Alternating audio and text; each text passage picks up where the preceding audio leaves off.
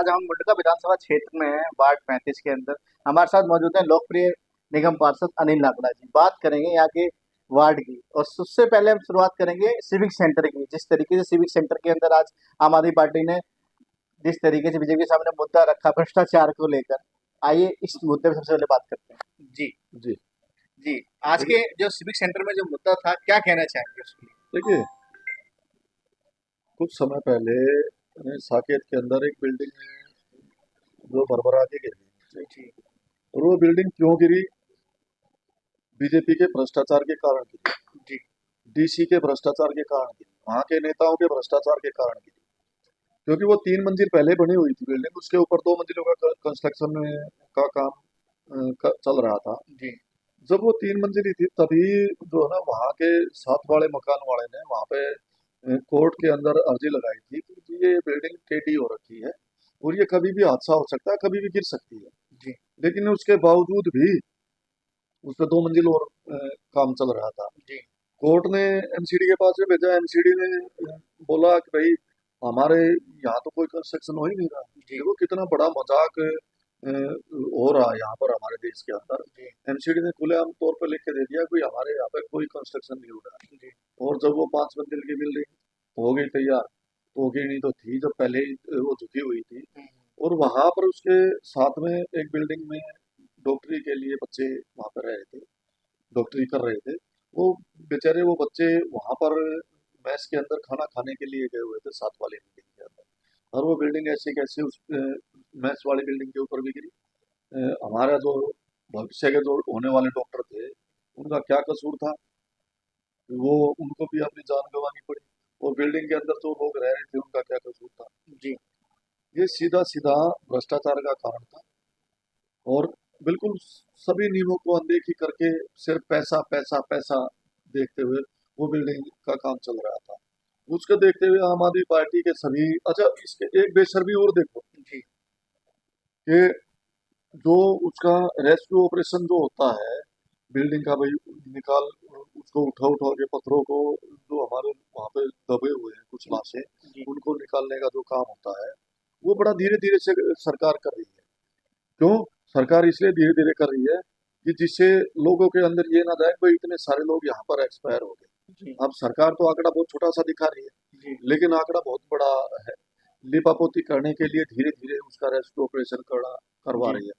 आज आम आदमी पार्टी के सभी निगम पार्षद एमसीडी सिविक सेंटर में गए, और जो वहाँ के कमिश्नर हैं जी उनके सामने हमने प्रदर्शन किया, उनसे मांग की कि वहाँ के सबसे पहले तो वहाँ के डीसी को आप सस्पेंड कीजिए। जी आप क्या सिर्फ जेई और एई को तो के ऊपर तो गाज डाली जाती है, जी लेकिन जब कोर्ट के थ्रू हो गए कमिश्नर साहब के पास में और डीसी के साथ पास में जब वो मुद्दा पहुंचा था, वो का डॉक्यूमेंट पहुंचे थे, अभी ये बिल्डिंग खतरनाक है, डेंजर है, उसके बावजूद भी उन्होंने पैसा लेकर वहाँ के विधायक हों चाहे वहाँ के पार्षद हों, उनके दबाव में आकर वो बिल्डिंग का काम चल रहा था। और उसके उसी को देखते हुए इतना बड़ा हादसा हुआ है। तो आम आदमी पार्टी के सभी साथियों ने आज प्रदर्शन किया और मांग की कि डीसी को तुरंत यहाँ से बर्खास्त किया जाए। जी जी। हम बात करेंगे दिल्ली सरकार की। जिस तरीके से पानी को लेकर दिल्ली तराई-तराई मचा रही है। आम आदमी पार्टी थी तो काफ़ी पानी को लेकर पहले प्लानिंग हो जाती थी। अब क्या लगता है किस तरीके से दिल्ली सरकार, जो भाजपा सरकार है, कैसे चूक हुई, और आपकी विधानसभा के अंदर कितनी कंप्लेंट्स आपके पास आती हैं पानी को लेकर? देखिए, बीजेपी सरकार का कोई कामों की तरफ कोई ध्यान नहीं है। जो मूल सुविधाएं दिल्ली के लोगों को पहले केजरीवाल जी के समय में मिलती थी, वो मूलभूत सुविधाएं सारी की सारी समाप्त होती जा रही हैं। आज पूरी दिल्ली के अंदर पानी की इतनी व्यवस्था खराब कर दी इन्होंने कि दोबारा से लोग टैंकरों के ऊपर आ गए हैं, जी दोबारा से। जी नहीं तो 11 साल के अंदर माननीय हमारे केजरीवाल जी ने लोग टैंकर भुला दिए थे दिल्ली के अंदर। जी जी। लोग भूल गए थे टैंकर भी हाँ कोई चीज होती है। जी सबके घरों के अंदर पानी की अच्छी साफ पानी की व्यवस्था की गई थी। जी लेकिन आज कभी कभार पानी आता है, वो भी गंदा आता है। जी और आज सभी जगह पूरे मेरे पूरे क्षेत्र के अंदर हाहाकार मचा हुआ है, जी पूरी विधानसभा के अंदर। जी मैं रानीखेड़ा भी गया था, वहां भी देखा लोग बड़े नाराज हो रखे हैं। अमर कॉलोनी में पीछे पानी नहीं आ रहा है, जी मुंडका गांव के अंदर पानी नहीं आ रहा। सोनपार के लोग कह रहे हैं भाई क्या हो रहा है ये जी बुरा हाल। आज सुबह लेखराम पार्क हो, गड्ढा कॉलोनी से मेरे पास में बहुत सारे फोन आए जी कि जी टैंकर भी नहीं भेज रहे हैं, और पानी तो है ही नहीं यहाँ पर। जी। तो बुरा हाल इन्होंने कर दिया। और अभी तो गर्मी, मैं चाहता हूँ कि अभी तो शुरुआत है, अभी तो चलेगा कि पानी की जरूरत होगी जिस लोगों तरीके की। से बटका तोड़ आंदोलन चला रही है आपकी पार्टी, क्या लगता है आप भी इस विधानसभा में आपको बिल्कुल जल्दी बिल्कुल कराएंगे? बिल्कुल, जरूरी जरूरी है। जी। ये लोग इतने बड़े मगरमच्छ हैं कि आंखें बंद करके सोते रहते हैं। इनको जनता के कामों से, जनता के हितों से कोई लेना देना नहीं है। ये सिर्फ अपना राजनीति करना जानते हैं। दूसरी राजनीति, घटिया सोच की राजनीति करते हैं ये। जी। और नहीं तो आज देखो ना, सब जगह हाहाकार मचा है, कोई सुनने वाला नहीं है। जी। अरे भाई, पहले ये इल्जाम लगा देते थे, छोटी सी भी मान लो कमी हो जाती थी कि भाई वहां से पानी हरियाणा को दे रहा, तो हरियाणा के अंदर भी जो है बीजेपी। इनकी बीजेपी की सरकार है। हम्म। वहां से अब ये बोल रहे हैं भाई पानी कम आ रहा है हरियाणा जी। से। हरियाणा के अंदर भी इनकी सरकार है, जी। कितना भी पानी ले सकते हैं। जी। केजरीवाल के समय तो हरियाणा में बीजेपी की सरकार थी, तभी भी कभी पानी की किल्लत नहीं हुई। जी। लेकिन आज इनके दोनों जगह सरकार होते हुए फिर भी पानी की किल्लत है। जी। लोग सब समझ चुके हैं, ये ढकोसलेबाज है, झूठे और मक्कार लोग हैं। जी। हम बात करेंगे आपके वार्ड की 35 की, जिस तरीके से आप जा रहे हैं, एक अभियान चला रखा है आपने कि पन्नियों को लेकर आप, उसका अभियान को लेकर क्या कहना चाहेंगे जनता से? देखिए, मैं जब अपने क्षेत्र के अंदर, देखिए हम डेली की डेली, मैं हो, मेरी वाइफ हो या मेरे बड़े भाई, हम कहीं ना कहीं जाते रहते हैं एरिया के अंदर। जब हम अपने एरिया के अंदर जाते हैं, सबसे बड़ी समस्या आती है जब जैसे नाली सफाई करते हैं जी। हमारे कर्मचारी, तो वहां पे पन्नियां, बोतलें प्लास्टिक की, जी। वो निकलती हैं सारे नालों के अंदर से। और वो जो है ना, नाली को जाके रोक देती है, उसके बहाव को रोक देती है, जिससे पानी पीछे रुक जाता है, गली के नाली रोड के ऊपर भी आ सकता है। जी। तो मैं अपने क्षेत्रवासियों से, मैंने पहले भी अपील की थी, 2 बार मैं अपील कर चुका हूँ, और फिर आपके माध्यम से भी अपील करता हूँ कि सभी क्षेत्रवासियों, देखो हम जब सब मिलकर सहयोग करेंगे एक दूसरे का, जागरूक होंगे, तभी हमारा क्षेत्र स्वच्छ और साफ हो सकता है। जी। ठीक है। अब हमारे सफाई कर्मी तो लगे हुए हैं दिन रात मेहनत करने में, लेकिन कुछ हम सबको भी जागरूक होना पड़ेगा। तो दुकानदारों को भी समझाना पड़ेगा कि भाई, दुकानदार जैसे पन्नी और नमकीन की छोटे छोटे रैपर हैं, और भाई प्लास्टिक की छोटी छोटी बोतलें हैं, जी। वैसे ही जैसे कोई नमकीन खाता है, पानी की बोतल पीता है, वो सारे ऐसे कैसे नाली के अंदर डाल देते हैं। जी। लेकिन अब देखो, देश हमारा है, जी। वार्ड हमारा, हमारा क्षेत्र है, जी। तो हमें अपना घर है, तो अपने घर पे देखो अ, सबको सफाई का ध्यान रखना चाहिए। जी। सबका सहयोग के साथ ही हम आगे बढ़ सकते हैं। जी। तो मेरा तो सब लोगों से हाथ जोड़ के निवेदन है जी। कि मेरा साथ दीजिए आप लोग। जी। और जो पन्नी कोई डालता भी है, जी। अब कई जगह शिकायत आती है, जिस तरह भाई टीकरी गांव है, जी। किराएदार है बहुत सारे, वो किराएदार क्या करते हैं, डंप कर देते हैं, नाली के अंदर डाल देते हैं। जी। ठीक है। इसी तरह अमर कॉलोनी के अंदर भी, स्वर्ण पार्क के अंदर भी। हम्म। तो मेरा सभी निवासियों से, मेरे वार्ड के क्षेत्रवासियों सभी से निवेदन है कि आप लोग समझाइए थोड़ा सा, और जिससे कि हम इस समस्या से का समाधान कर सकें। और हमने अपना काम जोर शोर से, हमने नाली सफाई का काम अपना जोर शोर से चला रखा है, जी। और हर पूरे क्षेत्र के ऊपर हमारी निगाह है। और जैसे जनता ने, लोगों ने हमें आशीर्वाद दिया, उसी हिसाब से हम मेहनत भी कर रहे हैं। हम बात करेंगे अमर कॉलोनी के अंदर जो वाल्मीकि मंदिर बन रहा है, सुनने में आया आपको वहाँ पर बुलाया गया, क्या कहानी है? के अंदर ऋषि नगर का एक मोहल्ला है, जी। तो वहाँ पर सभी आसपास के लोगों ने हम्म। भगवान वाल्मीकि जी का एक मंदिर के निर्माण के लिए वहाँ सभी लोग जुटे हुए हैं, और जी। अच्छा कार्य कर भी रहे हैं। जी। तो मैंने भी एक छोटी सी आहुति उनके हवन में डाली है। जी। तो मैं बुलाया था, मेरे को बुलाया था उन्होंने जी। कि भाई आप आ जाइए, क्योंकि सबका जुड़ाव मेरे साथ में है, जी। पूरे क्षेत्र का।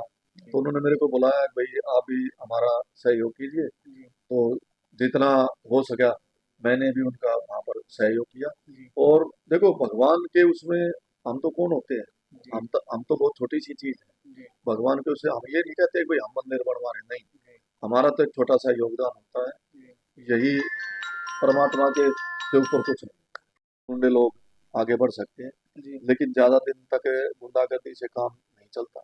वहां पर भगवंत मान जी ने, अरविंद केजरीवाल जी के निर्देश पर, जो शिक्षा का, जो स्वास्थ्य का, जो कच्चे कर्मचारियों को पक्का करने का, और बहुत सारे जो रोड बनाने का एक जाल, और नशा खोरी कम करने का जो वहाँ पे काम भगवंत मान जी काम कर रहे हैं, उसी का नतीजा है कि वहाँ पर आम आदमी पार्टी को एक तरफा जीत वहाँ मिली है।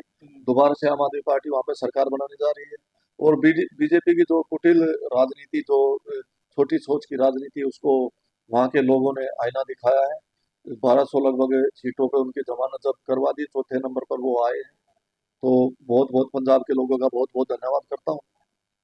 जी पार्षद जी, हम बात करेंगे महंगाई को लेकर। जिस तरह दिन पे दिन पेट्रोल के दाम बढ़ते जा रहे हैं, आम जनता पिसती जा रही है, इसको लेकर क्या कहना चाहेंगे? देखिए, पहले जब दूसरी सरकारें होती थी तो हमारे प्रधानमंत्री जी और दूसरे हमारे जो बीजेपी के नेतागण थे, वो एक चीज बोलते थे, भाई जैसे जैसे डॉलर का भाव बढ़ता है वैसे वैसे प्रधानमंत्री की जो है ना गरिमा का भी भाव घटता जाता है। जी। तो आज क्या हो रहा 96। है? आज भाई उस समय पेट्रोल के जो इंटरनेशनल जो दाम थे, जी। वो कितने डॉलर बैरल था। जी। आज उस समय से काफी घट चुका है, जी। लेकिन फिर भी दाम बढ़ते जा रहे हैं। तो इसके पीछे लोग अभी समझ नहीं रहे हैं।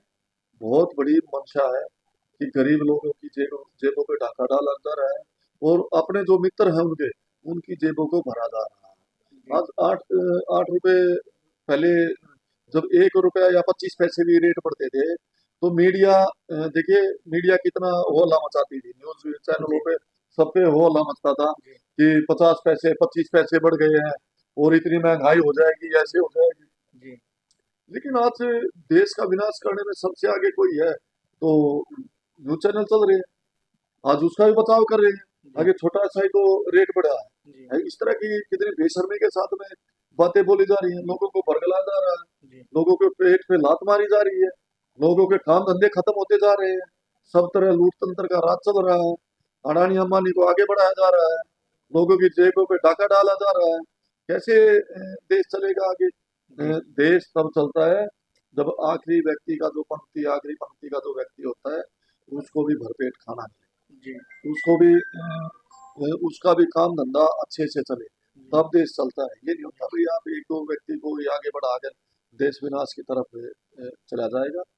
तो इस तरह से प्रधानमंत्री जी बिल्कुल बिल्कुल फेल है आपने उसमें। नहीं तो दूसरे देश में मैं देख रहा हूँ, नेपाल जैसे देश में भी कई कई रुपए का पेट्रोल के और डीजल के दाम घटा दिए गए हैं। जी। ठीक है। पाकिस्तान तक में घटा दिए ये गए। पाकिस्तान देखो, पाकिस्तान का नेपाल का वैसे तो हमारे देश के साथ में कोई मुकाबला नहीं है। जी। ठीक है।